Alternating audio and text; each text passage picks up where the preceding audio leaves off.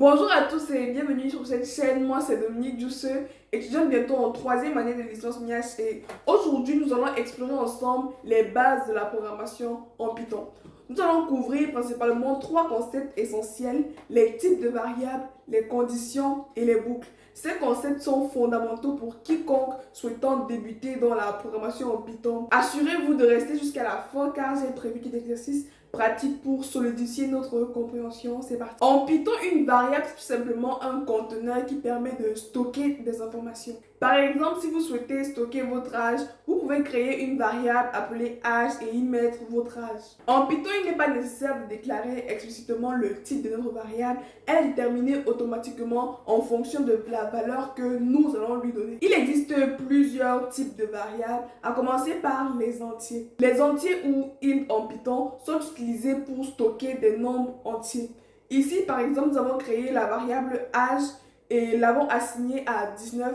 Puis nous avons utilisé la fonction printAge pour afficher la valeur de âge. Ensuite, on a les nombres à virgule flottants ou float tout simplement en Python qui sont utilisés pour stocker des nombres décimaux. De la même manière, nous avons créé une variable température et l'avons assignée à 23.5. Puis nous avons affiché la valeur de la variable température. Maintenant viennent les chaînes de caractères ou str en Python qui sont utilisés pour stocker des séquences de caractères comme dans ce cas Dominique. Ici, nous avons créé une variable nom et l'avons assignée à Dominique. Puis nous avons affiché la valeur de la variable nom. On a également les booléens ou booles en Python qui sont utilisés pour stocker des valeurs de vérité, soit true, soit false. Ici, nous avons créé une variable est majeur et l'avons assigné à true, puis nous avons affiché la valeur de la variable est majeure. Parfois, on devra convertir une variable d'un type à un autre et pour cela, Python fournit des fonctions intégrées comme int,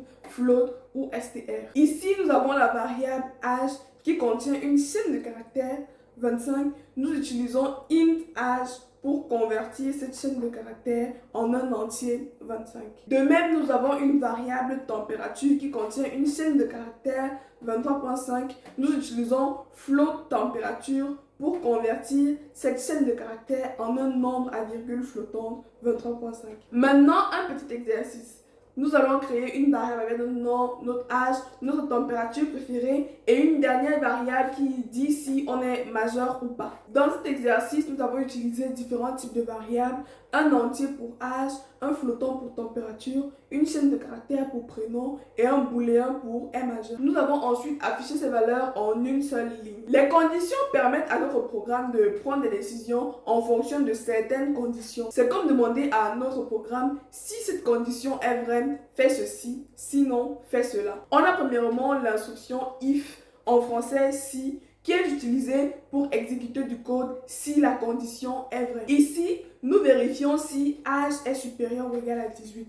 Si c'est le cas, nous affichons vous êtes majeur, sinon rien ne se passe. On a ensuite l'instruction else qui est utilisée pour exécuter du code si la condition est fausse. Si âge est inférieur à 18, nous affichons vous êtes mineur, sinon nous affichons vous êtes majeur. Ensuite, on a l'instruction elif qui est utilisée pour vérifier une deuxième condition si la première est fausse. Nous vérifions si température est supérieure à 30. Si cela n'est pas le cas, nous vérifions si température est inférieure à 15. Si aucune de ces conditions n'est remplie, nous affichons la température est agréable. Maintenant, un petit exercice. Nous allons écrire un programme qui vérifie si une personne est éligible pour voter ou non et afficher le message approprié. Nous vérifions si âge est supérieur ou égal à 18 pour déterminer si la personne peut voter ou non. Si l'âge est supérieur ou égal à 18, on affiche vous pouvez voter, sinon vous ne pouvez pas voter. Les boucles permettent de répéter plusieurs fois une série d'instructions. Il y a principalement deux types de boucles, la boucle for et la boucle while. Commençons par la boucle for. For est utilisé pour itérer sur une séquence. Ici, range 5 génère une séquence de nombres de 0 à 4. La boucle for parcourt chaque nombre et l'affiche. Pour ce qui est de la boucle while, elle est utilisée pour répéter une instruction tant qu'une condition donnée est vraie. Ici, la boucle continue tant que i est inférieur à 5. I plus égale à 1 augmente la valeur de i de 1 à chaque itération. Maintenant, nous allons essayer de modifier une boucle while pour afficher les éléments d'une liste de tâches. La boucle while continue tant que i est inférieur à la longueur de la liste tâches. À chaque itération, elle affiche l'élément courant de la liste et incrémente i. Aujourd'hui, nous avons couvert 3 concepts fondamentaux de la programmation en Python. Les types de variables qui nous permettent de stocker des informations, les conditions qui nous permettent de prendre des décisions en fonction des situations, et enfin, les boucles qui nous permettent de répéter des instructions plusieurs fois. Ces concepts sont la base de nombreux programmes en Python et sont vraiment essentiels pour progresser en programmation.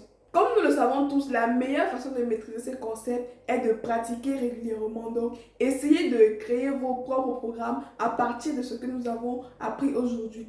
Plus vous pratiquez, plus vous comprenez. C'est vraiment la base de tout apprentissage. Merci d'avoir regardé cette vidéo jusqu'à la fin. J'espère que cela vous a aidé. N'hésitez pas à liker la vidéo et surtout à vous abonner pour ne pas manquer les prochains tutoriels.